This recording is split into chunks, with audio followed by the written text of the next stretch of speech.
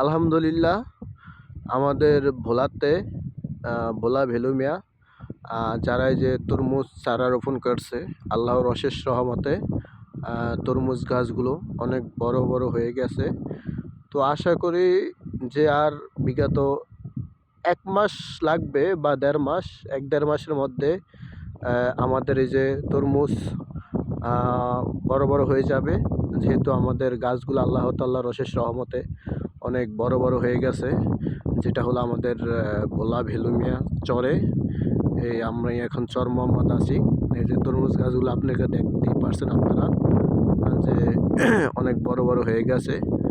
বিগত কয়েকদিন আগেও দেখছি যে যেটা আটি এখনও রোপণ করে নাই, তো এর ভিতরেই আটি রোপণ করছে। গাছগুলো অনেক বড় বড় হয়ে গেছে। তরমুজ গাছগুলো দেখতে আল্লাহর রহমতে অনেক সুন্দর লাগতেছে। এই যে দেখতেছেন যেটা অনেকগুলো বড় বড় হয়ে গেছে। তো যদি আল্লাহ ঠিকঠাক মতো রাখে, আশা করি